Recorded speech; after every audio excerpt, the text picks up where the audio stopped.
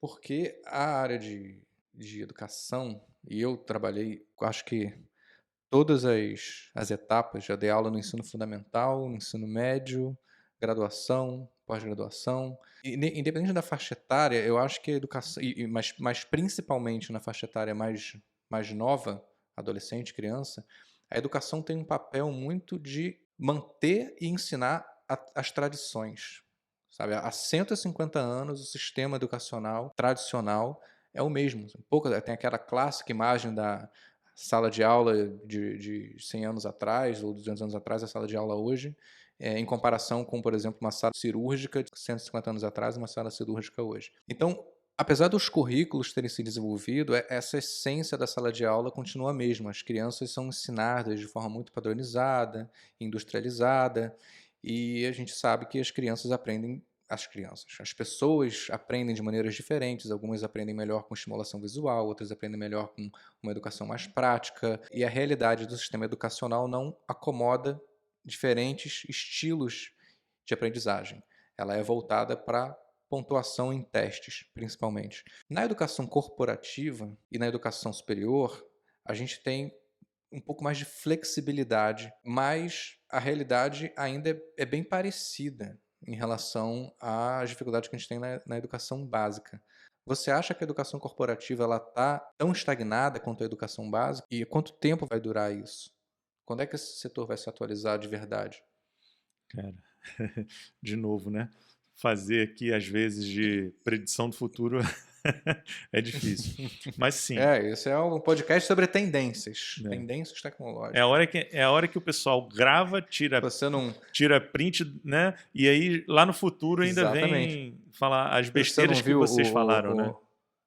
o episódio que a gente gravou com o nosso amigo também, Marcos Sêmola? Foi praticamente Nostradamus falando. E olha que eu gravei com ele, eu peguei um texto que ele escreveu em 2003, onde ele fazia várias previsões e muitas se concretizaram. Olha, fantástico isso, hein? Exatamente. Cara, assim, vamos lá. A minha visão é que, de novo, citando o Peter Diamandis, né? A gente está no momento do vale da decepção na educação e na educação corporativa. O que quer dizer isso? A gente teve uma digitalização recente da educação corporativa e muita gente que está me ouvindo pode falar: que recente, Bruno, nada. EAD vem desde 90 e não sei quanto. Eu falei assim, gente, tudo bem. A gente pode ter os primeiros protótipos, coisas do tipo, mas por mais que a gente use aí há 10, 15 anos, né, o tal do tradicional EAD, né, o ensino à distância, a experiência não tem sido boa. Né? Essa é a verdade. Né? A gente usa, às vezes, assim, aqueles famosos bonequinhos, coisinhas, PowerPoint animados, clica daqui, clica dali. Cara, na hora em que a gente, na verdade, cria o conceito de experiência pensando no controle de evolução. Olha como é que talvez isso se conecte com o DNA, com a origem da nossa educação escolar. Porque a gente está ensinando as pessoas, né, e o Bretas fala sobre as crenças escolarizantes, né, que foi um episódio que eu fiz com o Bretas.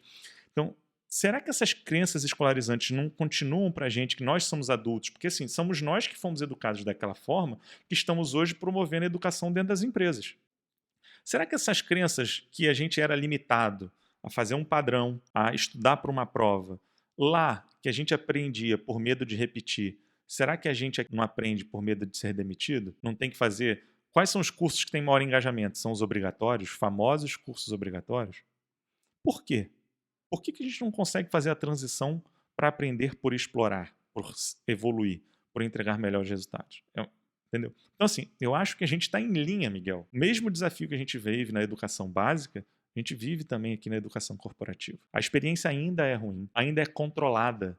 A gente pensa muito em cultura de comando e controle, em entender, né, não, mas eu tenho que saber o que a pessoa está fazendo, se isso é válido, se não é para a empresa.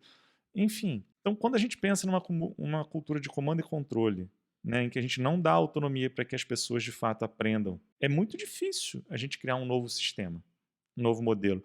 Por mais que você incorpore qualquer tipo de tecnologia nesse sistema. Então, sabe para mim qual é a grande crença e mito que eu acho que muitas empresas ainda depositam, que é: vou colocar uma nova plataforma, vou resolver o problema de engajamento.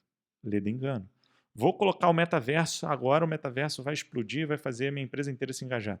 Lê engano. que está por trás é toda uma cultura de aprendizagem que, se não for transformada, você pode colocar qualquer tipo de tecnologia que ela não vai funcionar. Então, ou a gente muda lá atrás, né, essas crenças, esses nossos limitadores, essa nossa cultura de comando e controle, ou nenhuma das tecnologias vão nos ajudar. Nenhuma, nenhuma. É só você ver o caso da Nupedia e da Wikipedia, que é, enfim, traz um pouco disso, o mesmo time aí fazendo coisas parecidas. Enfim, então minha resposta é sim, a educação corporativa ainda continua também no Vale da Decepção. A gente vai sair dela já, em breve, vai ser disruptada, e quem não tiver prestando atenção a isso, provavelmente vai ficar bastante, né, para trás. Você acha que a gente vai ter cada vez mais experiências educacionais no metaverso? Ou isso vai ser um hype que daqui a pouco acaba? Rapaz, boa pergunta. Vamos lá. Vou me arriscar aqui. Eu acho que sim. Eu acho que a gente vai ter cada vez mais experiências no metaverso. Sabe por quê? A gente para de pensar localmente e pensa globalmente, sabe? Será que a gente não pode estar aprendendo com uma pessoa da Finlândia, uma outra dos Estados Unidos, uma outra de Portugal, uma outra da Colômbia, outra do México? Quando você não tem barreira, você pode usar a tecnologia a seu favor. E pensando até em empresas de escalas globais, de milhares e milhares de funcionários, poxa, a tecnologia é cara, um dos maiores aliados para você fazer isso acontecer. Como é que você dá habilidades para milhares de pessoas de forma constante com o uso da tecnologia? Então, na minha visão, eu acho que a educação corporativa ela ainda tem menos amarras para testar. Espero eu, quero acreditar nisso. Então, eu acho que ela pode adotar sim o metaverso e outras tecnologias de forma mais ágil. Eu acho que sim, cada vez vão aparecer mais experiências em breve. E o que você acha que pode dar errado? Vamos supor que quais são os malefícios que o metaverso pode trazer para a educação? Se o metaverso der certo na educação, quais são os malefícios que ele pode trazer? Essa pergunta é difícil. Você me perguntou. Todas são, cara. Eu trouxe você aqui só para fazer pergunta difícil, pô. Os malefícios que o metaverso poderia trazer se ele der certo, é isso? Imagina que, vamos aqui fazer especulação. Daqui a 20 anos, o metaverso pegou e as escolas e, enfim, todo mundo tem o seu avatar e tem muitas aulas que acontecem majoritariamente no metaverso. Tem mais aula no metaverso do que aula presencial, todas as faixas etárias. Quais malefícios essa mudança cultural de paradigma pode trazer para a educação? Beleza. Vamos lá. Eu acho que o principal malefício pode ser nas human skills, né? Nas soft skills, nas competências humanas, né? Softs. Por quê? Muitas delas a gente desenvolve na prática, né? No dia a dia. E quando você deixa de interagir, né? Ou diminui muito a interação no mundo físico e aumenta no mundo virtual, né? A gente começa já a ver hoje, no mundo atual, o desafio que a gente tem em relação à inteligência emocional, à empatia, à comunicação, à negociação, né, a própria Uhum, tolerância, né, uma série de desafios que uhum, a gente vê que as próprias redes sociais têm nos postos, né? Então, a gente fala que hoje a uhum. gente vive, por exemplo, a era da pós-verdade, né? Cada um tem direito a criar a sua interpretação e tem direito A mesmo, escolher. né? Agora, o Uhum, quanto que isso prejudica, né, o nosso relacionamento pessoal e numa era em que eu tenho robôs fazendo processos repetitivos para a gente, ou seja, ocupando espaços de várias e várias pessoas, um robô pode ocupar esse espaço. Aonde que entra a nossa capacidade de se diferenciar? Para mim, nas soft skills, uhum. nas human skills. Então, na hora em que a gente vê que esse pode ser o grande diferencial nosso nas habilidades do futuro, talvez o desafio e o ponto potencialmente negativo do metaverso vingando de uma forma muito forte é esse tempo de tela, esse tempo virtual vai prejudicar o meu desenvolvimento humano? Então, esse talvez possa ser o grande ponto de atenção em relação a isso. A gente já vê por dados estatísticas de que ano após ano a gente passa cada vez mais tempo do nosso dia em tela, ou seja na TV, seja num celular, no smartphone, seja no computador, ano Uhum, após ano vem aumentando esse tempo em tela. E especialistas dizem que vão aumentar cada vez mais.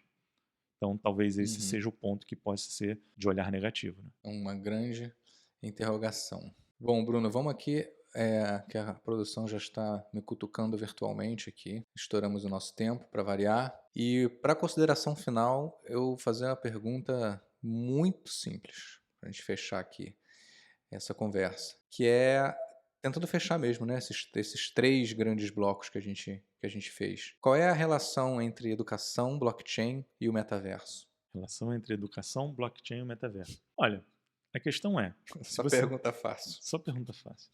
Mas essa aqui Ainda eu bem que acho... eu não tenho que responder essa. Não, Senão eu ia pedir, porra, dá uma pausa, eu vou ter que pesquisar aqui um é só pouco para antes de... derrubar o convidado. Isso aqui é assim, tipo, se ele se acha o espertão em aprendizagem, a partir de hoje ele virou um Eu peguei neném. Tô na pré-escola.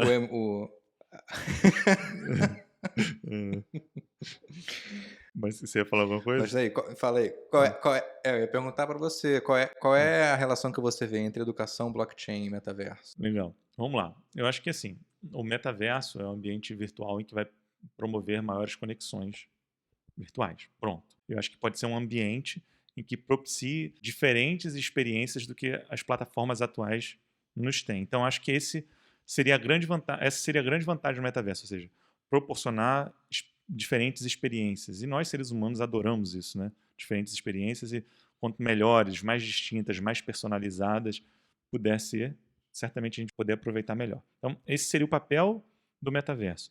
E qual seria o papel do blockchain nessa história?